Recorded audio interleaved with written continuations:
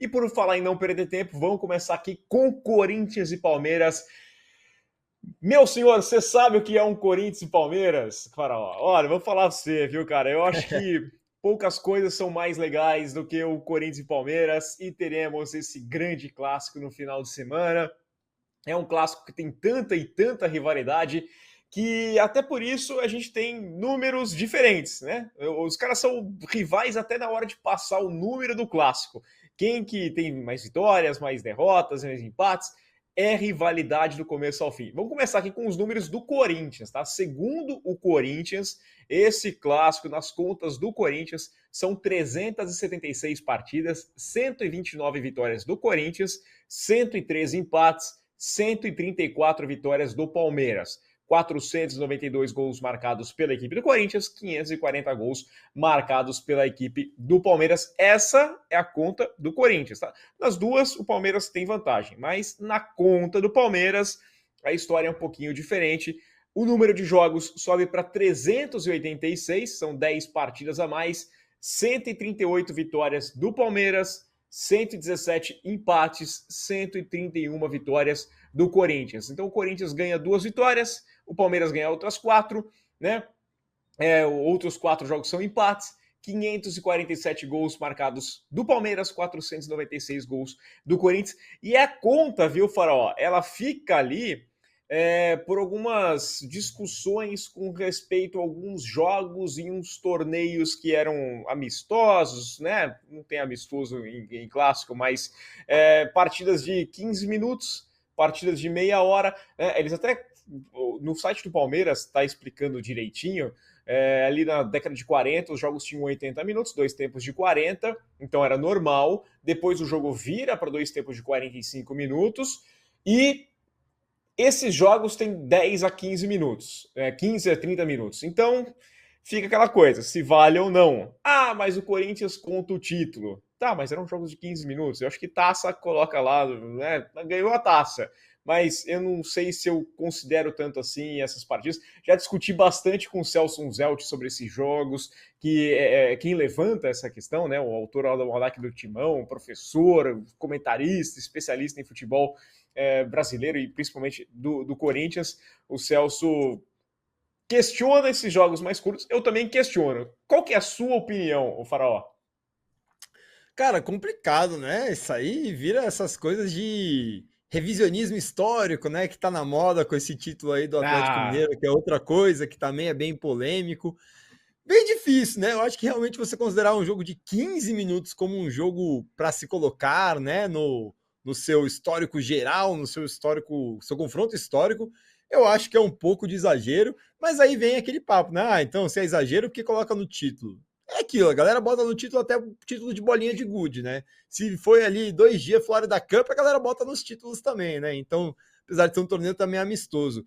Eu acho que realmente essa questão do ser tão pequeno, né, o número de minutos, a minutagem desses jogos, eu acho bem irrelevante, sinceramente. Eu acho que eu tô mais pro lado do Corinthians nesse caso aí, de não considerar muito esses jogos, não. Eu acho que é um pouco de exagero, mas cada um escolhe do jeito que quiser, né? Enquanto a CBF é. não vier e organizar de novo, ou fizer questão de organizar, cada um conta do jeito que quiser. Mas se o Palmeiras quer contar, conta. Se o Corinthians não quer contar, não conta. Eu acho que são poucos jogos. Se eu fosse dirigente dos dois clubes, não contaria. Mas é aquilo, né? Aumentar uma vantagem no confronto histórico do rival é uma coisa que pega, né? Então o dirigente não costuma ser tão lúcido assim, né? Tão não clubista, digamos assim. Então acho difícil do Palmeiras mudar isso, mas minha opinião apenas, eu acho meio nada a ver. E você, Belatini? Agora eu só acho que você está sendo muito inocente em esperar que a É, CBF organize alguma coisa, né? A CBF organizar, você tá de sacanagem comigo, Faraó. Não dá, é, não dá, não tem como, né? É mais fácil Corinthians e Palmeiras, os dirigentes botarem a cabeça no lugar, conversarem numa boa ali, até com as organizadas, com as torcidas, todo mundo junto e chegar num consenso é mais fácil do que a CBF organizar alguma coisa e esquece. O futebol brasileiro ali Antes de ser um pouquinho mais organizado, ele era complicado avaliar qualquer coisa. Vou pegar mais recente, que aí a gente tem números que até interessam mais para a gente, né? Nos últimos 5 jogos, por exemplo, nossa amostra, fazendo esse recorte aqui, o Palmeiras venceu 4 desses jogos, tivemos um empate, vitória por 2-1 no Brasileiro deste ano, né? O jogo do turno lá no campeonato, no Allianz Parque. No Campeonato Paulista, tivemos um empate em 2-2 em Itaquera. E aí, então, só vitórias do Palmeiras, né? Brasileirão do ano passado, 2 vitórias do Palmeiras, 3-0 jogando na Arena Barueri e depois em Itaquera, 1-0 Palmeiras. E em 2022, no Paulistão, também vitória do Palmeiras por 2-1. Então, o Palmeiras com um histórico recente muito melhor que o do Corinthians e dá um pouquinho o tom do que são essas duas equipes nos últimos anos, né? O Palmeiras tendo uma superioridade, brigando por título, brigando não, conquistando títulos, e o Corinthians com uma seca que já vem desde o Campeonato Paulista de 2019. Corinthians, que é o 13º colocado no Campeonato Brasileiro, tem 25 pontos, são 6 vitórias, 7 empates e 7 derrotas.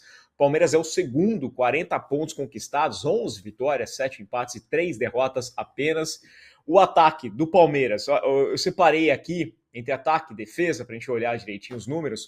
O Palmeiras tem o segundo melhor ataque do Campeonato Brasileiro. São 37 gols, é o time com mais grandes chances de gol, com 60. Segundo, o time que mais finaliza por partida, 15 finalizações e meia por jogo. O quarto que mais acerta o alvo, é 5,2 chutes por partida vão em direção ao gol. E quem mais acertou a trave adversária, 13 chutes na trave. O Corinthians tem o 11º ataque do Campeonato Brasileiro, com 22 gols. É o time que menos grandes chances criou de gol, 24 grandes chances apenas no Brasileirão. É o quarto time que menos finaliza por jogo, são 12,1 finalizações por partida. E o sexto que menos acerta o alvo por jogo, 4,2 chutes na direção correta. Terceiro time que menos acertou a trave dos rivais, com 3 chutes na trave. Posse de bola. Palmeiras é o 7º time com posse de bola. Tem 52,8% da posse nos jogos. O Corinthians é o 10º, né, com 48,5%. Quer dizer, a bola fica mais com o adversário do que com o próprio time do Corinthians. Palmeiras é o time que é o terceiro time com mais escanteios por jogo, 6,3, enquanto o Corinthians é o sexto que menos tem escanteios ao seu favor, 4,7. O Palmeiras só fica atrás do Corinthians em passes certos por jogo, né? São 391,1 passes certos em média da equipe do Corinthians contra 363,6 do Palmeiras. E aí a gente olha a estatística e fala assim, pô, o Corinthians acerta mais passes que o Palmeiras? O problema é que a maioria desses passes são no campo de defesa, são para trás, são menos passes para frente. O Palmeiras é um time muito mais objetivo que a equipe do Corinthians, Farol. Acho que é isso aí por aí que você falou mesmo, né? Não tem muito o que fazer. Esses passes do Corinthians, quantos são ali entre o Gil e o zagueiro que tá jogando com ele, né? Quantas vezes a gente vê ali tocar, às vezes até vai no Cássio e volta pro Gil, o pessoal costuma deixar o Gil solto, né, quando joga contra o Corinthians. Então é o tipo de passe que realmente não rende muito já o time do Palmeiras. A gente sabe que é um time muito vertical, até por isso tem menos passes. Então as estatísticas estão aí para a gente analisar elas, né? Não tem que só jogar elas, a gente tem que também analisar o que elas representam. E por falar em estatística, o André Luciano, nosso produtor, lembrou aqui que o Grenal unificou os dados aí de clássicos, né? Pode ser uma coisa que o Corinthians e o Palmeiras possam fazer, e que o Cruzeiro e o Atlético Mineiro também têm essa divergência, que nunca unificaram. Eu acho que nunca vão unificar, só para encerrar esse assunto, mas legal que o Grenal unificou, era uma coisa aí que eu não sabia. Temos também aí as defesas dos times, né? A gente está falando aí de como o ataque do Palmeiras é bem melhor, a defesa do Palmeiras também é bem melhor. O Palmeiras tem a segunda melhor defesa do campeonato, com 17 gols, enquanto o Corinthians é apenas a nona melhor defesa, tomou 23 gols. Em desarmes, os dois também não dão aquela empolgada, não. O Palmeiras é só o 14º, com 16,1 desarmes por jogo, enquanto o Corinthians é o 18º, com 15,7, ou seja, o Corinthians estaria na zona de rebaixamento dos desarmes, e se vender o Moscardo, eu acho que aí vai mais para longe ainda, porque é o único cara que desarma. Tudo bem que o Moscardo, estou falando de vender, ele vai ter que ficar até os 18 anos, vai acabar ficando, mas é uma coisa a se falar, né? Já no fator disciplina, o Palmeiras é o 8º time com mais faltas, com 16 faltas por jogo, e no amarelo é o 4º menos advertido. Então o Palmeiras é aquele time que sabe fazer aquelas faltas inteligentes. A gente já viu o Palmeiras picotar muito jogo com essas faltas e dificilmente toma amarelo porque sabe a hora de fazer falta. Foram 51 amarelos no campeonato teve apenas um jogador expulso, obviamente, sem contar o Abel Ferreira, que foi expulso algumas vezes. Já o Corinthians é o time mais disciplinado, não mais disciplinado apenas que o Palmeiras, né? É o quinto que menos faz falta, são 13,3 faltas por jogo, e o segundo time que menos tomou amarelo, são 49 amarelos, atrás apenas do Flamengo, também não viu cartão vermelho ainda, junto com o Vasco, os únicos times que não tiveram expulsos no Campeonato Brasileiro. Para você ver, né? Se no ataque o Palmeiras vai melhor, na defesa o Palmeiras também vai melhor. Só na disciplina, acho que a gente pode falar que o Corinthians vai melhor, né, Belatini? Mas disciplina não ganha jogo, infelizmente, apesar de ser uma coisa bonita. Ganha troféu de fair play, né? Até a FIFA parou de entregar o troféu de fair play. Que eu lembro que uma vez a Argentina ganhou numa Copa das Confederações de 2005, que bateu pra caramba no Brasil depois de tomar aquela goleada lá naquela final com o Adriano, Ronaldinho Gaúcho. Deram o prêmio de fair play, acho que ficou tão mal aquele dia que eles decidiram abolir esse prêmio, né? Os maldosos diriam que, bom, o Corinthians e o Vasco são os dois times que não tiveram jogador expulso, os times que não estão batendo em ninguém, né?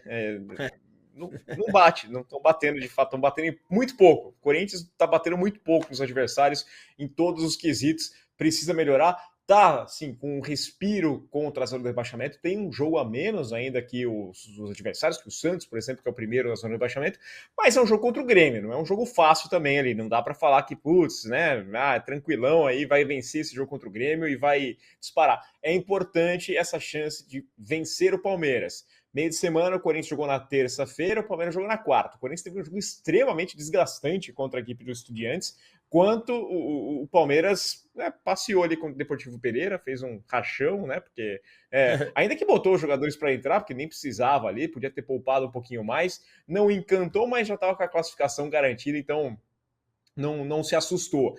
Temos dois personagens muito interessantes nesse jogo aqui, porque no banco de reserva, né, a gente falou do Abel de ser expulso, ele vai encarar o Luxemburgo. E o Abel justamente entrou na vaga do técnico Palmeiras, substituindo o Luxemburgo lá em 2020, aquele ano da pandemia, né? Luxemburgo campeão paulista, depois não estava encantando, saiu e entrou o Abel Ferreira.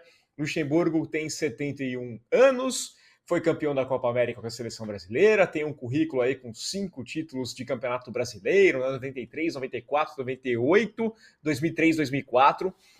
Campeão da Copa do Brasil em 2003 com a equipe do Cruzeiro, a Tríplice Coroa. 17 vezes campeão estadual, são 9 campeonatos paulistas. E do Corinthians, nessa passagem aqui, 33 jogos, são 13 vitórias, 9 empates e 11 derrotas. São 35 gols marcados, 33 gols sofridos e a posse de bola abaixo dos 51%, dos 50%, né? 49,1% de posse de bola, o Corinthians do Luxemburgo. Nos números no Campeonato Brasileiro, que a gente vai descontar aí a Copa do Brasil e também a Sul-Americana, e da Libertadores também, ele pegou Libertadores. São 17 jogos, são 5 vitórias, 7 empates e 5 derrotas. Uma campanha que não empolga ninguém. 18 gols marcados, 17 gols sofridos. Então é um time que marca pouco e sofre quase o mesmo número de gols. E também 49,1% de posse de bola do Luxemburgo, que faz um trabalho, eu vou dizer, abaixo da crítica. Eu acho, né? Daqui a pouco eu vou querer saber a opinião do Faraó, mas eu quero passar os números do Abel Ferreira, que esse sim tá bem, né? 44 anos, um cara da nova leva de treinadores aí, 2 vezes campeão da Libertadores, as 2 com o Palmeiras, campeão da Recopa Sul-Americana, campeão brasileiro, campeão da Copa do Brasil, 2 vezes campeão paulista, e um treinador que neste ano no Palmeiras tem 53 jogos, 32 vitórias, 14 empates e 8 derrotas.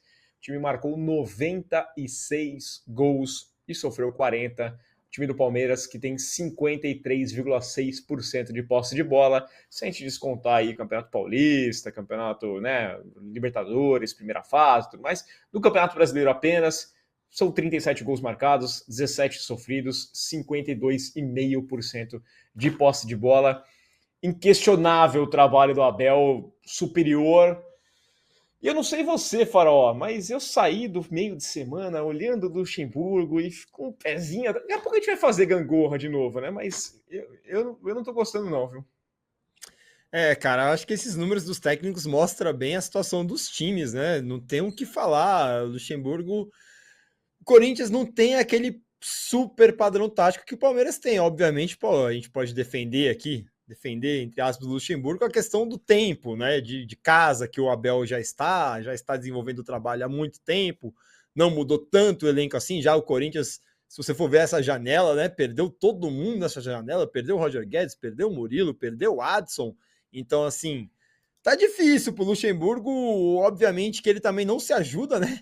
As entrevistas coletivas dele cada vez mais Nossa. malucas. Eu lembro de quando ele chegou, a gente já falava disso, e parece que só piorou desde então, né? Esse papo de que o planejamento dele era estar perdendo de 1-0. Quem que vai para jogo para planejar perder no primeiro tempo por 1-0 só? Sei lá, o Luxemburgo ele acaba se complicando nas palavras. Não sei se também isso às vezes é para tirar o foco, né? A escola meio Mourinho de dar umas endoidadas nas coletivas e tirar o foco do time, do que ele tá fazendo, mas normalmente é para esconder o que ele tá fazendo de bom para os adversários não verem, né? Mas a gente não tá vendo aí em campo o que o Luxemburgo tá fazendo de bom, que pelo contrário, a gente viu um time muito frágil na terça-feira, mas muito frágil mesmo assim. Teve que contar com o Cássio inspiradíssimo, com a trave inspiradíssima, e já o que você falou, o Abel Ferreira totalmente contrário, né? Já entrou tranquilo. A única crítica que a gente pode fazer ao Abel é justamente não ter poupado mais, né? Mas também o Abel é copeiro, ele sabe que o futebol é imprevisível, sei lá, eu quis às vezes também dar um pouquinho de rodagem, de ritmo de jogo, já pensando no clássico. Eu achei que o Abel podia ter poupado mais, mas vai falar o quê, né? O cara tá lá aí classificado, tá engrenando de novo no Brasileirão, o Botafogo que se cuide, vai ter um jogo complicado que a gente vai falar já já. Então, é aquilo, não tem o que falar. Entre Luxemburgo e Abel Ferreira, muita diferença. Entre Corinthians e Palmeiras, também muita diferença. Quero saber do pessoal do chat, quero mais interação do pessoal do chat, quero mais like, quero a galera respondendo a enquete aí. O que vocês acham? Tem chance do Corinthians achar um empate? Já é um gostinho de vitória nisso aí, hein, Belatini? O que você acha? Mesmo jogando em casa, né? Eu acho que esse empate sairia com um gostinho gostoso para a torcida corintiana. Acho que o empate já seria de bom tamanho para o time do Corinthians. O momento das duas equipes é completamente diferente. Mesmo o Palmeiras sem o Dudu ali, o Luan também está fora, está suspenso, mas o time do Palmeiras é muito mais bem organizado. Esse é o problema, né, que a gente fala, é questão de organização, não é só resultado. Eu prefiro ganhar jogando mal ou perder jogando bem. Não tem essa obrigatoriedade. Você pode perder jogando mal, e aí é pior ainda, porque quando você perde jogando bem, você fala assim, não, tá, tudo bem, eu joguei bem, né? Então eu tô mais perto de ganhar alguma coisa.